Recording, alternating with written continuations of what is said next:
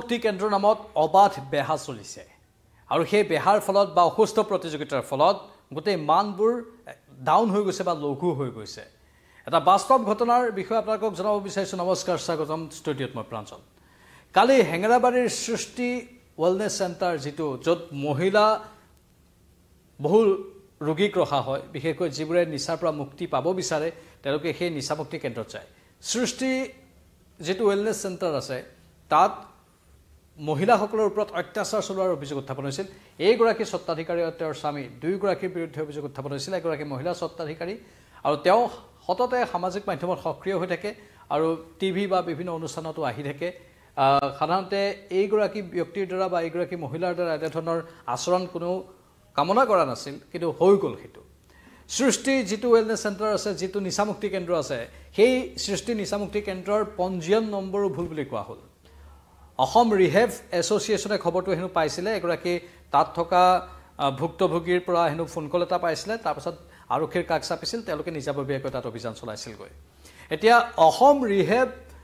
এছ'চিয়েশ্যনৰ বিৰুদ্ধেও সৰব হৈ পৰিছে সমৰ ভৰদ্বাজৰ বিৰুদ্ধে তেওঁলোকে সৰব হৈ পৰিছে কালি যেতিয়া তেওঁলোকক আৰক্ষীয়ে গ্ৰেপ্তাৰ কৰি লৈ গৈছিল সেই সময়ত সংবাদ মাধ্যমৰ সন্মুখত কিছু ভাষ্য প্ৰদান কৰিছিল তেতিয়া তেওঁলোকে কৈছিল যে এয়া ষড়যন্ত্ৰ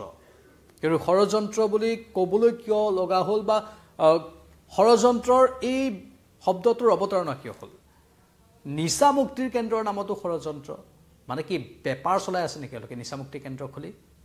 সেইটোৱে হৈছে এতিয়া অসমত বাস্তৱ সত্যটো আপোনালোকক জনাইছোঁ অসমত এতিয়া যেটো আমি খবৰ পাইছো বিভিন্নজনে কৈছে সদৰি কৰিছে যে নিচামুক্তি কেন্দ্ৰ কোনো সামাজিক দায়বদ্ধতা নহয় নিচামুক্তি কেন্দ্ৰ অসমত এতিয়া এটা বেপাৰ হৈ পৰিছে আৰু যাৰ ফলত অসুস্থ প্ৰতিযোগিতা আৰম্ভ হৈ গৈছে এওঁ কৈছে ষড়যন্ত্ৰ এওঁলোকৰ বিৰুদ্ধে অভিযান চলাবলৈ গৈছে আকৌ আন এটা এনেধৰণৰ নিচামুক্তি কেন্দ্ৰৰ প্ৰতিষ্ঠান মানে নিচামুক্তি কেন্দ্ৰ আৰু নিচামুক্তি কেন্দ্ৰৰ মাজত সংঘাত লাগিছে আৰু পিষ্ট হৈছে কোন সাধাৰণ মহিলাসকল সাধাৰণ যুৱক যুৱতীসকল যিসকলে নিচাৰ পৰা মুক্তি পাবলৈ আহে নিচামুক্তি কেন্দ্ৰত তেওঁলোক পিষ্ট হৈছে মানে দুই মহৰ যুঁজত বিৰিনাৰ মৰণৰ দৰে হৈছে আৰু এওঁলোকক একোটা গিনিপিক সজাই এওঁলোকে বেপাৰ চলাই আছে 10,000 12,000 15,000কৈ মাহেকত লয় এওঁলোকৰ পৰিয়ালৰ পৰা একোজন যুৱকৰ শৰীৰৰ পৰা বা মনৰ পৰা নিচাৰ সেই যেটো ইচ্ছা থাকে সেই ইচ্ছাটো দূৰ কৰিবলৈ আৰু তেওঁলোকৰ ওপৰত অত্যাচাৰো হয় বুলি অভিযোগ হৈ থাকে বিভিন্ন সময়ত নিচামুক্তি কেন্দ্ৰত মানুহৰ মৃত্যু হৈ থাকে বহু যুৱক যুৱতীৰ মৃত্যু হৈ থাকে মাজতে মন্ত্ৰী পীযুষ হাজৰিকা আৰু অসম চৰকাৰৰ কেইবাগৰাকীও মন্ত্ৰী অভিযান চলাইছিল কৰবাত বিভিন্ন নিচামুক্তি কেন্দ্ৰক বন্ধ কৰি দিছিল সিল কৰি দিছিল তাৰ পাছতো এইবোৰ হ্ৰাস পোৱা নাই মানে ইয়াত পানী নখৰকা ব্যৱস্থা গঢ়িব লাগিব এই নিচামুক্তি কেন্দ্ৰৰ লাইসেন্সবোৰ যে দিয়া হয় এওঁলোকক ভালদৰে চালিজাৰি চাব লাগিব এওঁলোকে নিচামুক্তি কেন্দ্ৰ খুলি প্ৰকৃততে যে বেপাৰ চলাই আছে সেইটো ইতিমধ্যে স্পষ্ট হৈছে বহু ইউটিউবাৰৰ ভিডিঅ'ত এওঁক দেখা যায় বহু টিভিটো অনুষ্ঠান কৰিবলৈ এওঁ আহে মুখা এখন পিন্ধি আছিল বুলি বিভিন্নজনে কালি সদৰি কৰিছিল এওঁৰ বিৰুদ্ধে যেতিয়া অভিযোগ উত্থাপন হৈছিল এওঁৰ বিৰুদ্ধে অভিযোগ আছিল যে এওঁ নিজেই নিচাত মাতাল হৈ থাকে আৰু তাত থকা যিসকল ৰোগী আছে বা নিচাৰ পৰা মুক্তি পাবলৈ যিসকল ভৰ্তি হৈ থাকে তেওঁলোকৰ ওপৰত হেনো অত্যাচাৰ চলায় এওঁ অৱশ্যে প্ৰতিক্ৰিয়া প্ৰকাশ কৰি কৈছে যে মই অকলে এগৰাকী মহিলাই আন 40গৰাকী মহিলাৰ ওপৰত অত্যাচাৰ চলাব পাৰিম নেকি যুক্তি বিভিন্ন দিছে এতিয়া যুক্তিটো সঁচা নে মিছা কোনো ক'ব নোৱাৰে বা এওঁলোকৰ বিৰুদ্ধে যিবোৰ অভিযোগ উত্থাপন হৈছে সেইবোৰো এওঁলোকে মিছা বুলি ক'ব বিচাৰিছে যদিও মিছা বুলি 100% কৈ দিব নোৱাৰি কাৰণ নিচামুক্তি কেন্দ্ৰটোত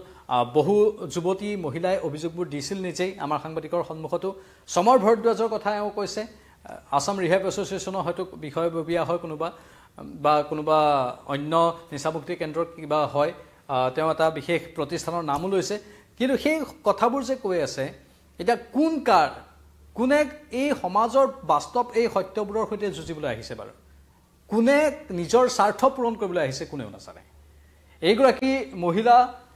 তেওঁ সৰব হৈ পৰিছে এতিয়া গ্ৰেপ্তাৰ হোৱাৰ পাছত কালি যেটো ভাষ্য আগবঢ়াইছিল সেই ভাষ্যটো আমি পুনৰবাৰ শুনাব বিচাৰিছো এওঁ ষড়যন্ত্ৰৰ কথা বাৰে বাৰে কৈ আছিল এবাৰ শুনক সেই ভাষ্যটো শুনক এওঁ কোনো ধোৱা তুলসীৰ পাতো নহয় অৱশ্যে এতিয়া তেওঁৰ কথাবোৰ লাহে লাহে সন্মুখলৈ আহিছে অভিযোগবোৰ আহিছে সেই অভিযোগৰ পৰা আমি ক'ব পাৰো কোনো ধোৱা তুলসীৰ পাত যে নহয় এই সমগ্ৰ প্ৰক্ৰিয়াটো নিচামুক্তি কেন্দ্ৰৰ নামত এওঁলোকে কেৱল টকা ঘটাৰ মেচিন সাজু কৰি লৈছে এবাৰ এইগৰাকী মহিলাৰ মন্তব্য আমি শুনাই লৈছো শুনি লওক সব মিছা তদন্ত হ'ব সেইটোৱে কৈছোঁ আপোনাৰ কথাখিনি কৈ যাওক যে কিয় এনেকৈ অভিযোগ দিছে আপোনাৰ বিৰুদ্ধে যে শাৰীৰিক মানসিক অভিযোগ কোনে কৰিছে এইটো কৈ যাওক আপুনি ADRC আসাম ড্ৰাগছ এছ'চিয়েশ্যন সমৰ ভাৰতবাজ কোন আছে সমৰ ভাৰতবাজ কিয় কৰিছে এই কামটো কিয় কৰি আছে এই কামটো কিয় 40 জনী ছোৱালীক মই অকলে টৰ্চাৰ কৰি ৰাখিব পাৰোঁ নেকি সম্ভৱ নেকি সম্ভৱ নহয় 40 জনী ছোৱালী ইমান হাত্তা কাট্টা মই অকলে অত্যাচাৰ কৰি টৰ্চাৰ কৰি ৰাখিব পাৰোঁ সম্ভৱ নেকি ড্ৰাগছৰ মুক্ত বেহা চলে বুলিও কৈছে এইটো প্ৰমাণ দিয়ক এই কামবোৰ আপুনি কৈছে কনস্পাইৰেচি কোনে মেইন কনস্পাইৰেচি কোনে কৰিছে সমৰ ভাৰতবাজ আসাম ADRCৰ প্ৰেচিডেণ্ট সমৰ ভাৰতবাজ তাৰো এখন ৰিহেব চেণ্টাৰ আছে আৰু এইটো ফুললি ৰিহেব চেণ্টাৰৰ এটা মানে আপোনাৰ প্ৰতি হিংসা মই অকলে ফিমেল ৰিহেব বেড চলাই আছিলোঁ মোৰ ৰিহেবখন বন্ধ কৰাবলৈ সিহঁতে আপ্ৰাণ কৰি আছে সমৰ ভাৰতবাজ আৰু অমৃত সত্য সব মিছা এটা ৰিহেব চেণ্টাৰত অনিয়ম হৈছে মহিলাৰ ওপৰত অত্যাচাৰ হৈছে মহিলাৰ গাত জুই লগাই দিয়া হৈছে বুলি অভিযোগ উঠিছে যিটো সৃষ্টি এওঁলোকৰ এই ৰিহেব চেণ্টাৰটোত তেনেধৰণৰ ঘটনা হোৱাৰ অভিযোগ উত্থাপন হৈছে আৰু সেই সৃষ্টিৰ পৰাই কোনোবা এগৰাকীয়ে হেনো ফোন কৰি তেওঁলোকক জনাইছিল সমৰ ভাৰদ্বাজহঁতক সেই কথাও কালি আমি বাতৰি সম্প্ৰচাৰ কৰিছিলোঁ আজি যিটো ভাষ্য শুনিছে সেইটো আজি এইগৰাকী মহিলাই দিয়া ভাষ্য তাৰ পাছতেই আৰক্ষী বাহিনী তাত গৈ উপস্থিত হৈছিল তাৰ পাছতে এই ঘটনাবোৰ হ'ল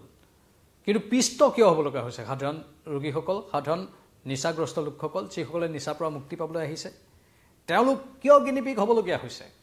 এওঁলোকৰ বাবে টকাই সৰ্বোচ্চ নেকি এওঁৱেই হওক বা সমৰেই হওক বা যিয়ে নহওক XYZ যিসকলে নিচামুক্তি কেন্দ্ৰবোৰ চলাই আছে এই প্ৰতিযোগিতা কিয়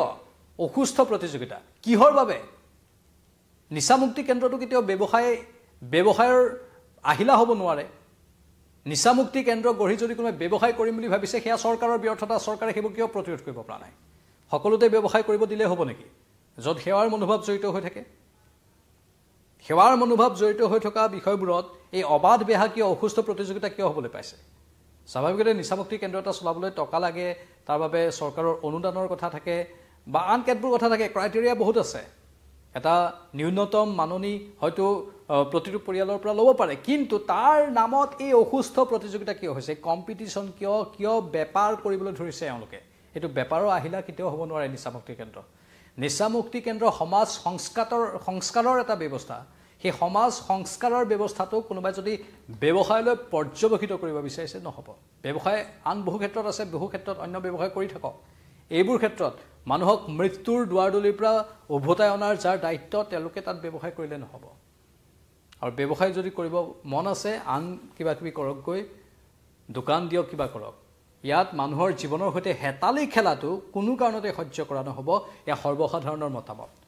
জনসাধাৰণে আমাক ফোন কৰি কথাবোৰ কৈছে কমেণ্টত কৈছে বিভিন্ন মাধ্যমৰ জৰিয়তে কৈছে বহুত আছে গলিয়ে আছে এই নিচামুক্তি কেন্দ্ৰবোৰ এটা আমাৰ সমাজৰ বাবে ই নৰাৰ্থক বাৰ্তা বহন কৰিছে চৰকাৰলৈ অনুৰোধ জনাইছে অসমৰ ৰাইজে কৈ আছে যে এই জটিল সময়খিনিত বহু কথা ওলাই আছে আমাৰ প্ৰিয় শিল্পীক আমি হেৰুৱাইছোঁ আমাৰ মৰমৰ জুবিন গাৰ্গ আমাৰ মাজৰ পৰা হেৰাই গৈছে সেই সময়ত জটিল সময়তো মানুহে কিন্তু এই বিষয়টোত বাদ পাতি কৈছে যে এইবোৰ অসুস্থ পৰম্পৰা অসুস্থ প্ৰতিযোগিতা আমাৰ ইয়াত নচলিব এইগৰাকীয়ে হওক বা আন কোনোবা হওক যিকোনো লোকেই অসমত সুস্থিৰ পৰিৱেশ বৰ্তাই ৰখাত বিশেষ অগ্ৰণী ভূমিকা ল'ব লাগিব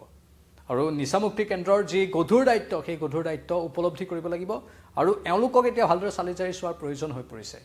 আজি শেহতীয়াভাৱে অভাৰ ড্ৰাগছ লোৱাৰ ফলত কি হৈছে গুৱাহাটীৰ হাতীগাঁও লক্ষ্মীনগৰত আপোনালোকে গমেই পায় আজি পোহৰলৈ আহিছে ঘটনাটো ইতিমধ্যে আমাৰ বাতৰিটো সেই কথাটো জনাইছোঁ কেনেধৰণে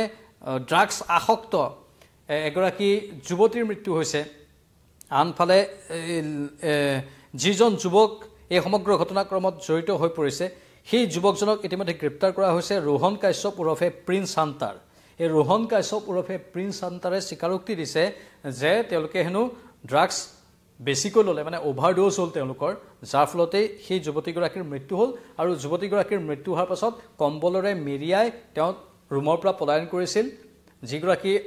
আচল তেওঁৰ প্ৰেয়সী সেই আচল প্ৰেয়সী যেতিয়া গাঁৱৰ পৰা উভতি আহিছিল তেতিয়াই ঘটনা দেখিলে আপোনালোকে খবৰটো ইতিমধ্যে পাইছে আৰু তাৰ পাছতেই আৰক্ষী উপস্থিত হয় আৰু আৰক্ষী তৎপৰতাৰে অৱশ্যে এইটো প্ৰিন্স হাণ্টাৰ ওৰফে ৰোহন কাশ্যপক গ্ৰেপ্তাৰ কৰিবলৈ সক্ষম হৈছে ৰোহন কাশ্যপে এইখিনি স্বীকাৰোক্তি দিছে যে ড্ৰাগছ তেওঁলোকে লৈছিল অভাৰ ড'জ হৈ গ'ল তেওঁলোকৰ যাৰ ফলতে সেই যিগৰাকী যুৱতীক তেওঁ নিজৰ ৰুমলৈ প্ৰেয়সী নোহোৱা অৱস্থাত আনিছিল সেই যুৱতীগৰাকীৰ মৃত্যু হৈ গ'ল কিমান ভয়ংকৰ ভাবক আকৌ সেই ড্ৰাগছৰ কৰাল গ্ৰাসৰ পৰা মুক্তি পাবলৈ নিচামুক্তি কেন্দ্ৰত যায় তাতো আকৌ ড্ৰাগছৰে বেহা চলে যেটো কালি সৃষ্টিৰ ৰিহেবিলিটেশ্যন চেণ্টাৰটোৰ বিৰুদ্ধে অভিযোগ উত্থাপন হৈছিল এটো কেনে ধৰণৰ এটা খেল কেনে ধৰণৰ এটা ব্যৱস্থাৰ মাজত আমি আছো চিন্তা কৰিবলগীয়া এই কথাবোৰে আমাৰ মাজত বহুকিটা প্ৰশ্নৰ উদ্ৰেক ঘটাইছে সমাজ সংস্কাৰকৰ দায়িত্ব লৈ বৰ ডাঙৰ ডাঙৰ কথা কোৱা এইবোৰেই এতিয়া সমাজখন অধিক কলুষিত কৰি দিছে যদি নিচামুক্তি কেন্দ্ৰৰ ভিতৰতে নিচা চলে তাতকৈ আৰু কি ক'বলগীয়া থাকিব মুঠতে এইবোৰ একোটা দুষ্ট চক্ৰ বুলি ক'ব লাগিব ইহঁতক প্ৰত্যেকটোকে ব্যক্তিত্বৰ ঠিক যদি কৰি নলয় তেনেহ'লে পৰিণাম ভয়ংকৰ হ'ব আৰু আমি সংবাদ মাধ্যমেতো এই বিষয়বোৰৰ ওপৰত এতিয়া অধিক দৃষ্টি ৰাখিম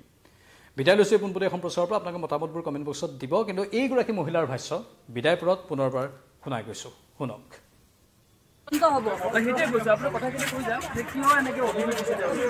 ইমান গুৰুতৰ অভিযোগ আপোনাৰ বিৰুদ্ধে যে শাৰীৰিক মানসিক অভিযোগ কোনে কৰিছে এইটো কৈ যাওক আপুনি